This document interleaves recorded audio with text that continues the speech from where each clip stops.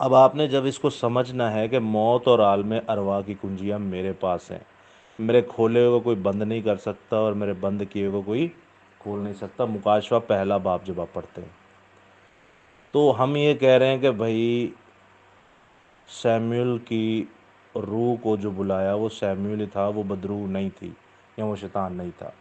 کیوں نہیں تھا؟ کیونکہ اس وقت پرانے عہد نامہ میں کنجیاں جو تھی موت اور عالم ارواح کی وہ تھیں شیطان کے پاس، اور نئے عہد نامہ میں جب یسوع مسیح منادی کر رہے ہیں تب بھی شیطان کے پاس تھی، لیکن یسوع مسیح نے تب اس سے چھینی کہ جب وہ موت پر فتح پائے۔ ایسے ہی اب سوال یہ پیدا ہوتا ہے، پہلے تو موت اور عالم ارواح کی کنجیوں کا مطلب کیا ہے؟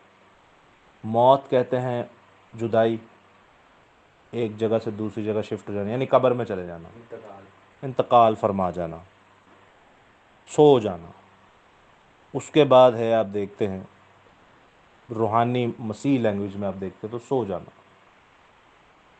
موت اور عالم ارواح، عالم ارواح آپ کو بتایا جائے گا، برزخ اور اس طرح کا کوئی سلسلہ نہیں ہے۔ عالم ارواح کا مطلب ہے زمین کے نیچے، یعنی زمین کے نیچے جو لوگ سو گئے ہیں، یعنی قبریں، مردے، مردوں کا اختیار شیطان کے پاس ہے، یہ ہم کہنا چاہ رہے ہیں، یسوع کے پاس نہیں ہے۔ یسوع کے پاس تب آیا جب انہوں نے موت پر فتح لی، اس سے پہلے کس کے پاس تھا؟ ان کی منادی میں بھی شیطان کے پاس تھا، پرانے عہد نامہ میں بھی تو تھا ہی شیطان کے پاس۔ اب ایک چھوٹا سا سوال ہے، سوال ہی کریں گے دو تین۔ اگر ہم کہتے ہیں کہ شیطان ابلیس کے پاس تھیں یہ کنجیاں، تو بائبل مقدس میں کہیں لکھا تو ہونا چاہیے اتنا بڑا یہ کام ہے، یہ کوئی چھوٹا کام تو نہیں ہے، خدا نے کنجیاں پھڑ کے شیطان نو دے چھڑیاں موت عالم ارواح دی کہ لے بھائی تو لے لے، تو کہیں تو لکھا ہونا چاہیے۔ دوسری بات، یا پھر انہیں خدا کو کھو لیا ہونی نے، کیسے؟ اس کے پاس کیسے گئیں کنجیاں؟ کوئی اس کا ہمیں لاجک بتایا جائے۔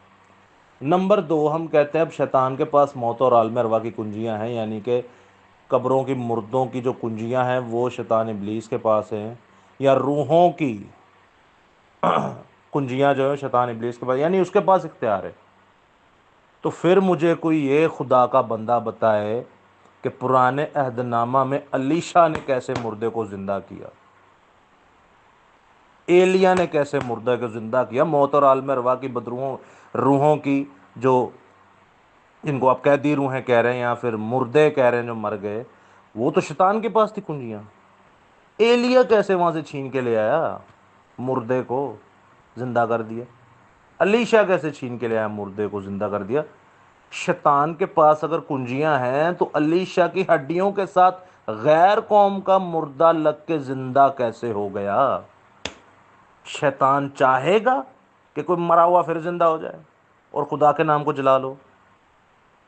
شیطان چاہے گا کہ الیشا کی ہڈیوں کے ساتھ کوئی لگے غیر اقوام کا نامختون فوجی جو یہوہ پہ ایمان ہی نہیں رکھتا وہ بھی زندہ ہو جائے اور وہ یہوہ کی جے جے کار کرے؟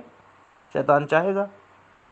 شیطان چاہے گا کہ جو خدا ایزیکیل 38 باب میں فرما رہا ہے کہ میں نے ایک بڑی بیابان میں دیکھی ہڈیاں یا لاشیں، لاش نہیں ہڈیاں دیکھیں، اور خدا نے حکم دیا، پہلے ایزیکیل سے کہا نبوت کر، خدا نے حکم دیا کہ ہر ایک ہڈی اپنی ہڈی کے ساتھ، ایک دوجے دی ہڈی نہ نہیں، کس کے ساتھ؟ ہر ایک ہڈی اپنی ہڈی کے ساتھ جڑ جائے۔ وہ جیتے جی ان پہ ماंس چڑھا، نسیں چڑھی، وہ جیتے جی ایک لشکر بن گیا۔ کیا بن گیا؟ تو شیطان چاہے گا کہ کوئی ہڈیاں لشکر بن جائیں خدا کی؟ یہ کیا ہے بھائی؟ یہ کون سا اختیار ہے؟ کس سے چھین لیا؟ جس کے پاس اختیار ہے وہ کچھ کر ہی نہیں پا رہا۔ وہ کہاں لکھا ہے شیطان کے پاس موت اور عالم ارواح کی کنجیاں تھیں؟ چلے نئے عہد نامے میں آتے ہیں، یسوع مسیح جب مرا تب ہوئی اس کے پاس ان کنجیاں۔ سوال یہ پیدا ہوتا ہے یسوع مسیح پھر کس اختیار سے مردے زندہ کرتے تھے؟ موت اور عالم ارواح سے روحوں کو یا لاشوں کو کیسے زندہ کر رہا ہے وہ بندہ؟ کیونکہ کنجیاں کس کے پاس ہیں؟ چلے اب آپ کہتے ہیں یہ تو یسوع ہیں، یہ تو جو ہیں وہ خداوند ہیں، تو ایلیا تو خداوند نہیں تھا، علیشا تو نہیں تھا، تو یہ کیا سلسلہ ہے؟ تو یہ پھر بڑے سوال ہیں، ان کے جوابات دینے پڑیں گے۔